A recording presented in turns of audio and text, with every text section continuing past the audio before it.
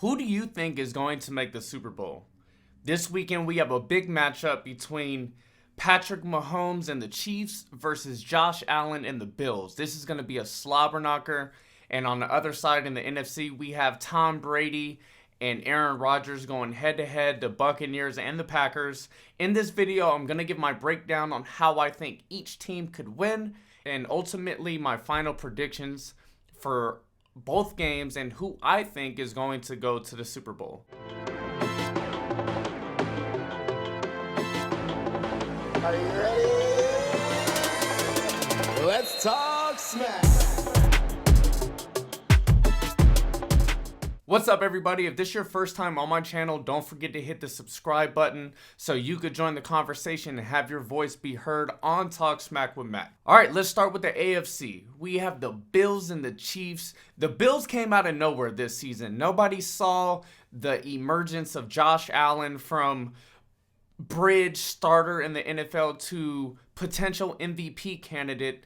Josh Allen has came on strong this season. He has looked great. His ability to extend plays with his legs makes him damn near impossible to stop. He can deliver the ball on a run, and the trade picking up Stephon Diggs was huge for this Bills team, adding a true number one receiver to complement Josh Allen's arm.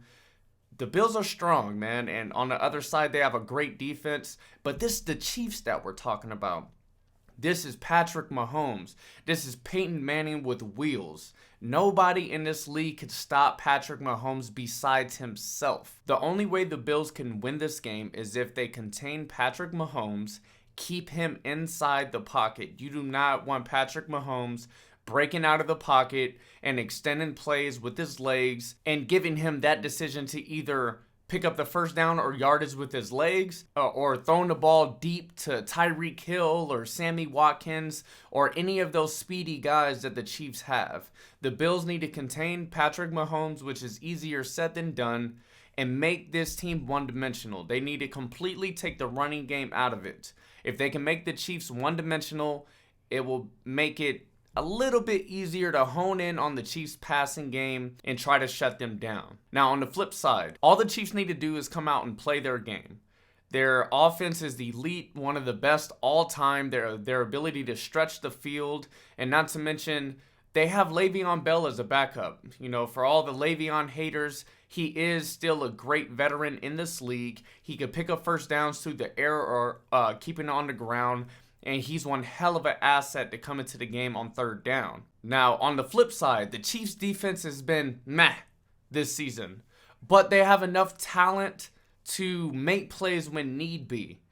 All they need to do is force Josh Allen to have 2 turnovers this game. And any team that has 2 turnovers or more against the Chiefs have no chance of winning.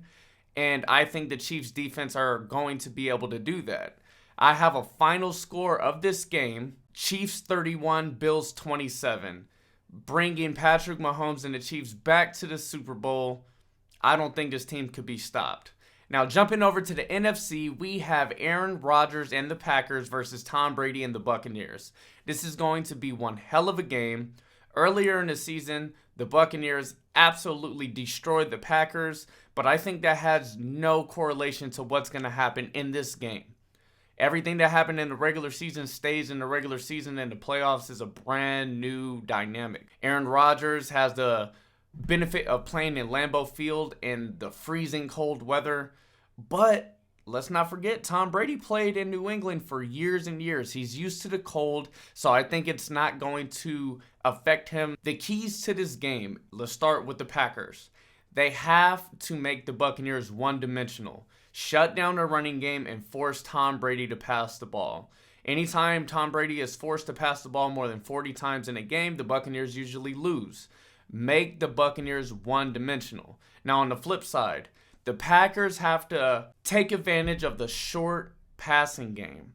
All teams that had success against the Bucs defense were able to do this by throwing the ball short, getting it out quick, not giving Jason Pierre-Paul and Shaquille Barrett time to get to the quarterback. Get the ball out quick, get the ball to Devontae Adams as fast as possible.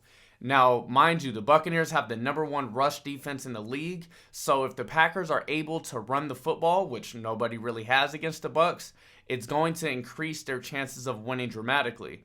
If the Buccaneers could force the Packers to be one-dimensional and pass on every play, they are going to have the advantage of knowing what's coming up next and will be better prepared to stop it. Now, jumping over to the Buccaneers side. One big key factor for this game is Vita Vea, the defensive lineman on the interior for the Buccaneers, has been taken off the injured reserve list, and he's going to be playing this game.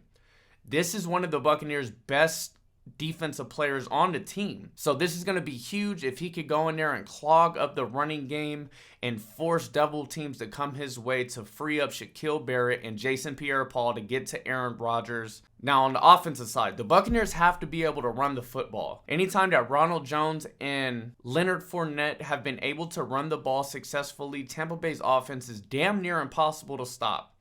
I want to see Chris Godwin getting his hands on the ball. He's had some big drops in the first 2 rounds of the playoffs. I'm expecting to see him make some sure-handed catches this game and prove to himself that he is able to catch all the passes that come his way.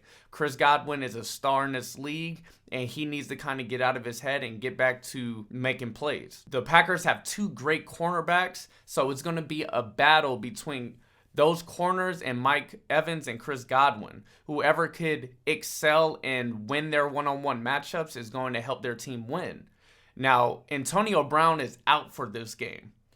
I don't know if that's good or bad. Before Antonio Brown came to the Buccaneers, Scotty Miller was the 3rd receiver on the Buccaneers, and this kid has speed. He's able to stretch the field in ways that no other Buccaneers wide receiver can, and that in turn opens up the field for the short and intermediate routes that Tom Brady loves. I think this is going to be a great game. In the end, I see the Buccaneers winning 34-27. I have the Buccaneers and the Chiefs in the Super Bowl, and I think that is going to be one hell of a game. Let me know what your guys' predictions are. Who do you think is going to the Super Bowls? Make sure you put them down in the comments. This is going to be one hell of a week for football, and I'm excited to see what's going to happen.